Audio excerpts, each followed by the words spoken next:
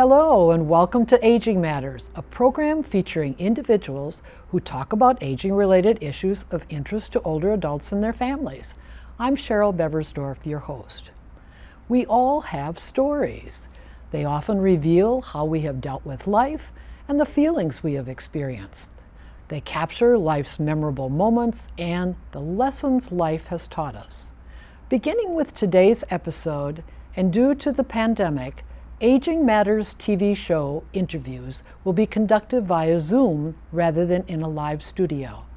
The new program format will feature guests who share the ways in which their lives have made a difference to them and to their community. It's my hope these stories of life will be enlightening and maybe even inspire you to think in new ways about your own life experiences.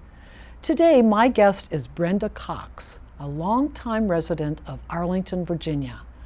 Brenda will describe what life was like for her growing up in Arlington, and she will also explain what led her to become involved in serving older adults and her current work in the Arlington community. So welcome, Brenda, and thank you for joining me today. Well, thank you, Cheryl, for having me. Well, Brenda, I'd like to get started by learning a little bit more about what growing up was like in Arlington. I understand that you were not born in Arlington, but came as a young age, at a young age. So tell us a little bit about that. Yes, my family moved to South Arlington, Green Valley in 1951. I was about 3, and I grew up in Dunbar Homes. And today, the site that was the 3400 block of South Kemper Road, and today there $750,000 townhomes on that site.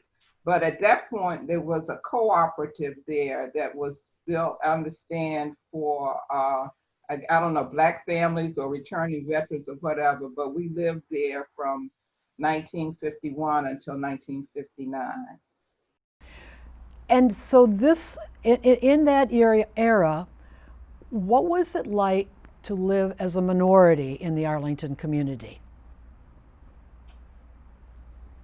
When we were here, first and foremost, we didn't know that, well, I didn't know that I was a minority. That life, what was life like, we were in a Black community, and it was a strong Black community. We had strong leaders. We had everything that we needed there. Our parents were doctors, we had lawyers, we had teachers. My mother is a retired school teacher. My father was a government worker.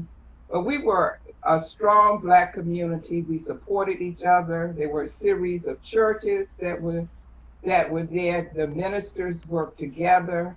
And during that time, we moved here in 1951, and the issue at that point was racial issues, integration. People were actively advocating to have the schools integrated. Our parents, our ministers, they were on the job in terms of challenging the local government to integrate the schools. Now, and I just wanted to kind of verify, so in the community where you were living, was that near Shirlington that you lived? We're right up from the Weenie Beanie. I remember when the Weenie Beanie was built. Okay. We just right off a 4-mile run in Kemper Road. Okay.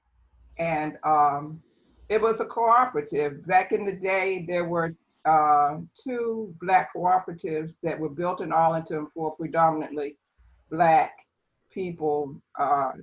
We were in Dunbar Homes in South Arlington, and on Johnson Hill back there, it's called Arlington View now. It was Carver Homes. So, but it was a total Black community. Were there any white neighbors? No, people. Well, I can't say that they were in Dunbar Homes and Carver Homes, and basically in Green Valley. There were predominantly Black communities. I understand from one of my classmates that at the top of Kemper Road right at the end of our complex, there was a white family that lived there that owned a store. And his name is Clayton Powell, and he interacted and played with a white child there, and they grew up together. But that was, I lived in Dunbar Homes, and I was not aware of that. I just found out as he told the story. But that we back there, evidently it was a white family that lived in the midst of a Black community. Okay. And you just lived within your own. The races didn't mix. You went to the, you ran into each other at the store, or if you, but for the most part, you stayed with your own. And did you or your family members really witness any kinds of activities or have personal experiences that demonstrated overt racism? Yeah, yeah. In Shirlington was a shopping center that we could shop there, but we couldn't, it was segregated. We couldn't sit at the soda counters. My mother could shop at Nugent's, a store there, but she couldn't try on hats. It was just a fact of life. It's like, you knew what the rules were. We couldn't go to the movies here. Back in the day, the community picketed Arlington Theater because we had to go to DC to go to the movies. So that was the law of the land. That was, Right. knew what the rules were. And as far as where you started school in terms of grade school and high school, where did you go to school, both in grade and high school, and how many students were in your classes approximately? I went to Charles Drew Elementary School in the Green Valley. I went there from the first through the sixth grade. And we moved when I was in the sixth grade, and the seventh through the 11th grades, I went to Hoffman Boston, which was the Black school, the high school, junior, senior high school for Black students in Arlington County. And I walked to high school, junior high school and senior high school from the 7th through the 11th grades. And in 1965, the county closed the Hoffman Boston Senior High School. So I was bused from Johnson Hill to Wakefield during my senior year in high school. And that proved to be a cultural shock to me. I went from, in our community and at Hoffman Boston, we were a school where you were an individual. We were all from the same communities. Our families interacted through the churches and through the PTAs. And the teachers were here. They knew your parents. You were an individual at Hoffman Boston Junior Senior High School. When we got to Wakefield, it was like a culture shock. My class size went from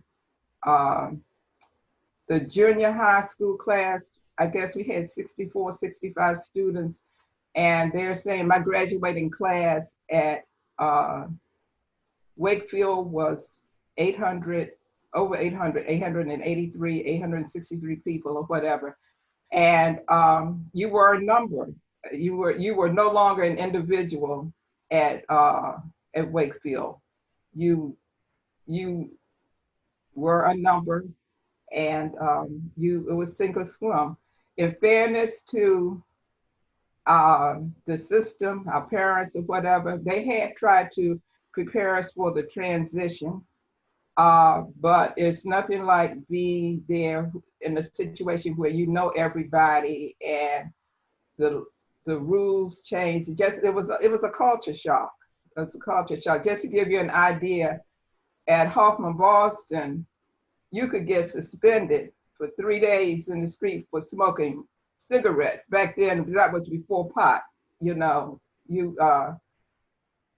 you got caught smoking, a lot of guys would smoke in the bathroom, cigarettes.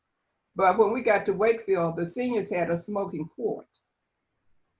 So, it was just a whole new world to us when we got there. So when you mentioned about your parents trying to help you in the transition, back up a little bit, Brenda, and what was going on in terms of integration in Arlington? Were you aware?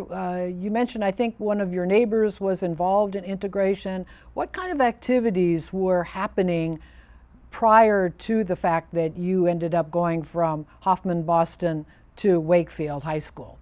Integration was the issue of the day, and the churches, the community, the NAACP, all were working together. The ministers of the churches were all working together for us to integrate the schools.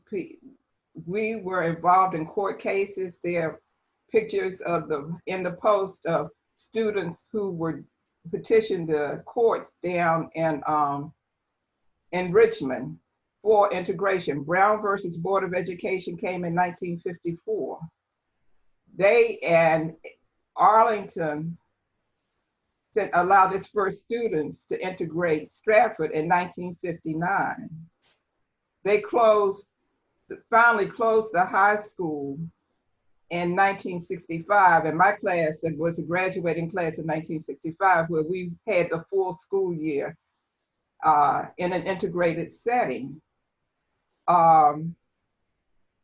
We have documents that document that in 1971, now mind you, Brown versus Board of Education was 1954.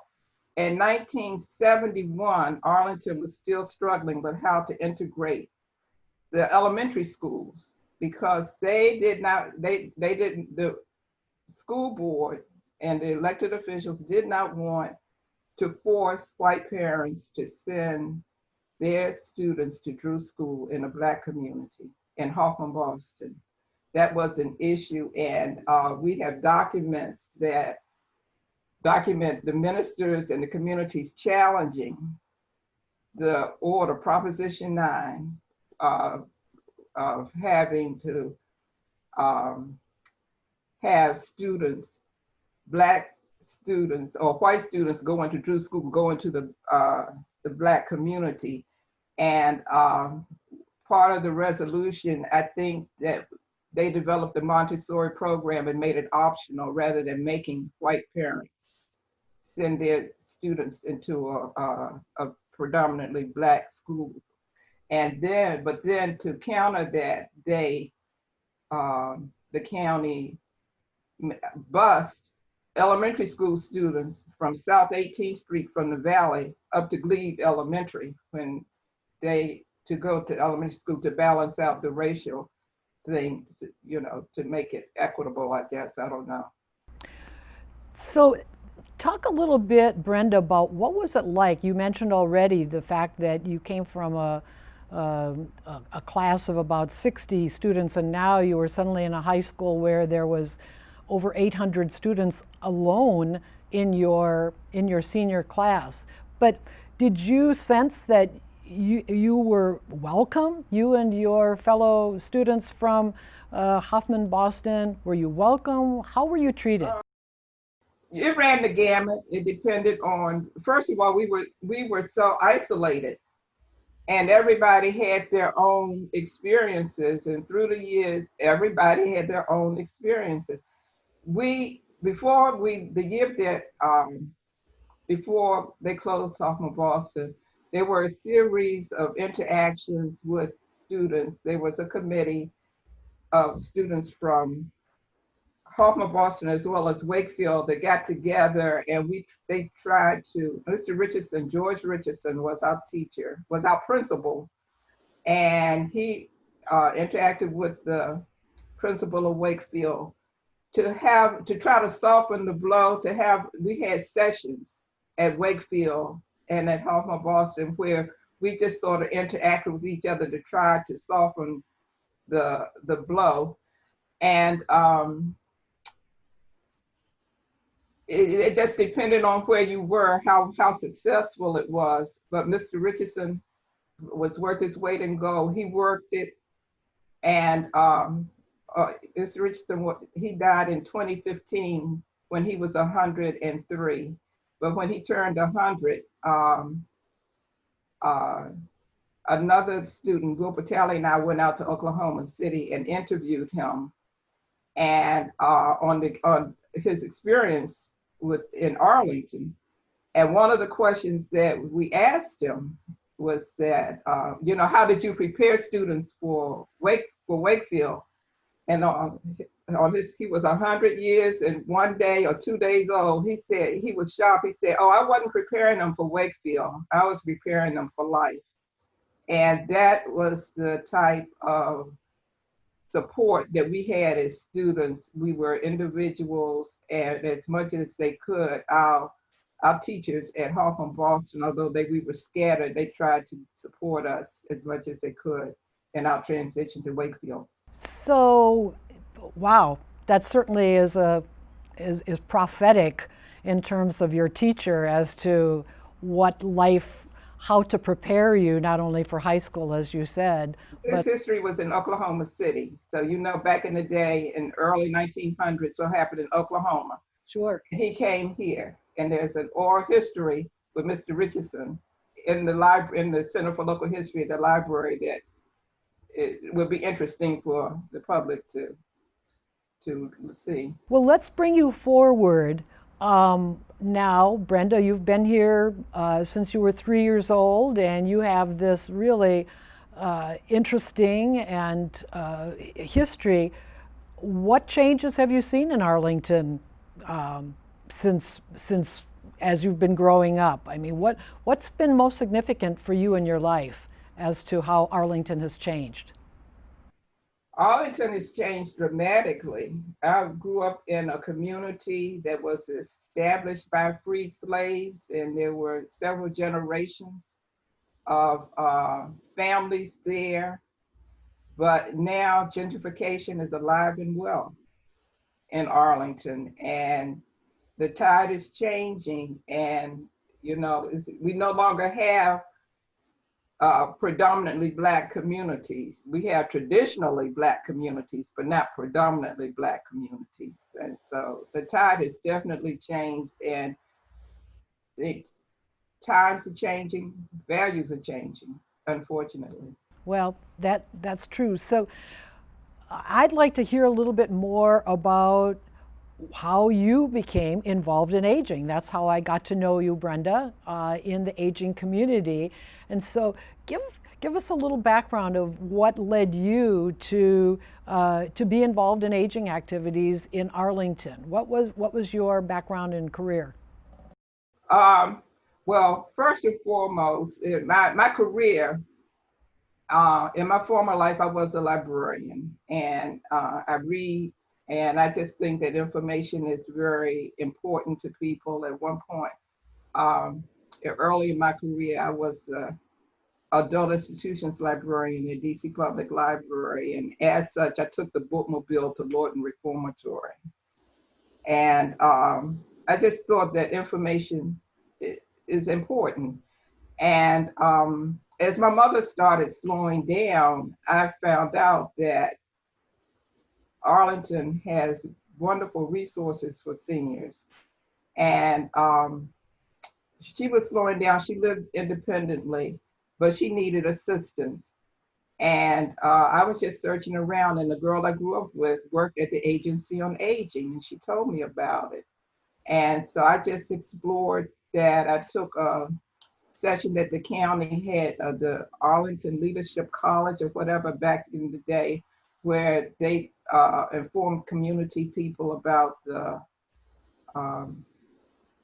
all of the Arlington government agencies. And at the end of the session, we were to identify a topic that we wanted to pursue. And I identified the aging. So they put me in contact with the leaders of the Office on Aging, Aging and Disability Services.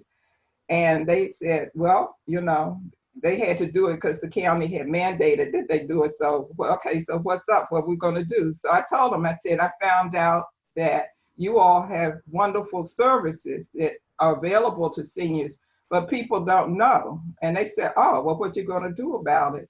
And I said, well, you need to, we need to let people know, break it down. People had senior fairs or whatever, but with my working with the public, I know you can have a fair and people like the atmosphere and it's a party atmosphere and everything, but for them really to get the gist of the essence of the different programs that are available, that you needed to break it down into small parts. How do you eat an elephant? One bite at a time. So I just started a senior ministry at my church. I just said, if you come, I'll make it worth your time. And I started having sessions and having representatives from the county to come and talk about one topic a month. And I tell the people, you know, if you can't use it, if you don't need it, take it to somebody that does need it, your neighbors, your family members. And it took a while because back then people first and foremost did not want to be old. And they definitely did not want anything from the county and the Black community, county welfare, whatever. But I just informed, just emphasized to the members of my church that your tax dollars are paying for it.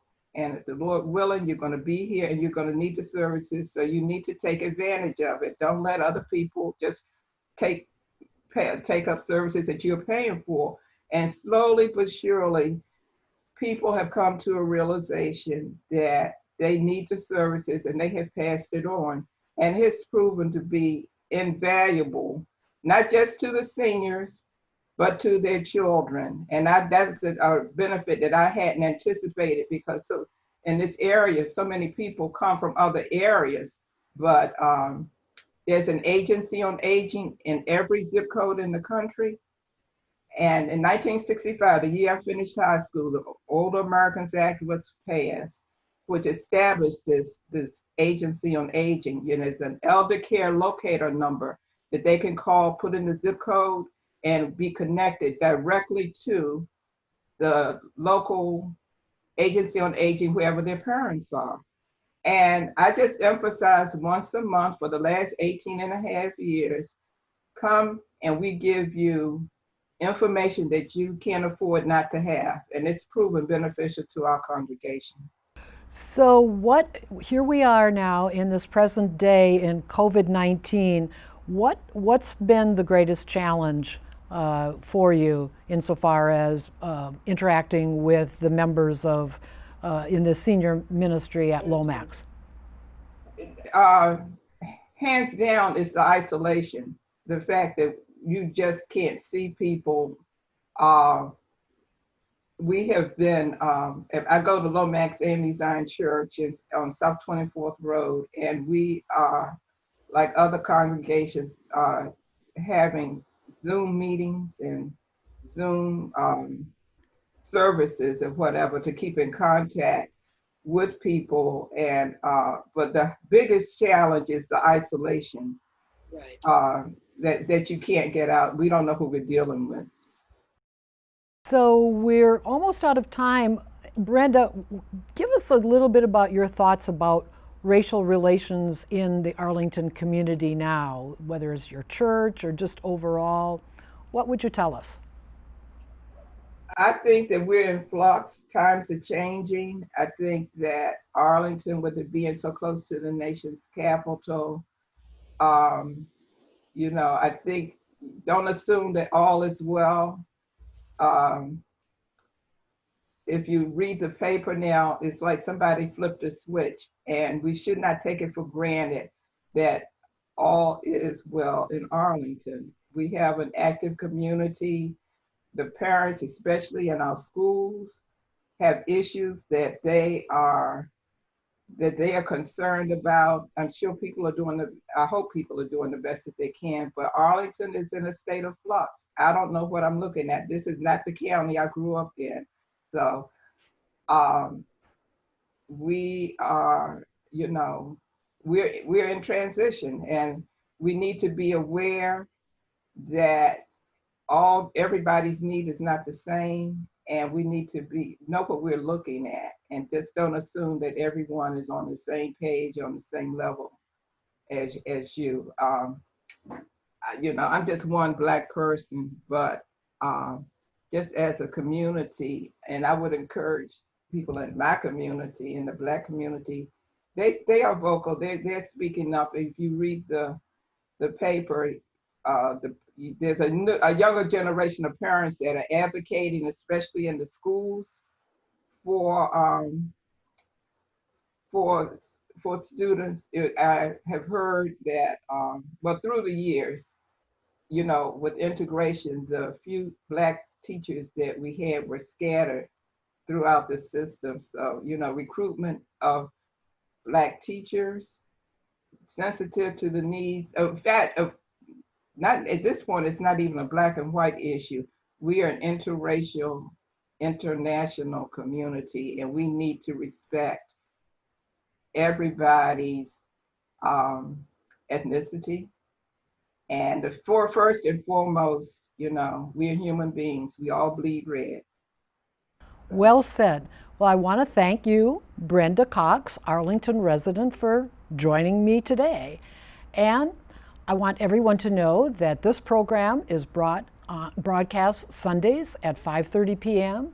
and Wednesdays at 6 p.m. on Comcast Channel 69 or Verizon Channel 38 in Arlington, Virginia, or streaming live at those times on arlingtonmedia.org.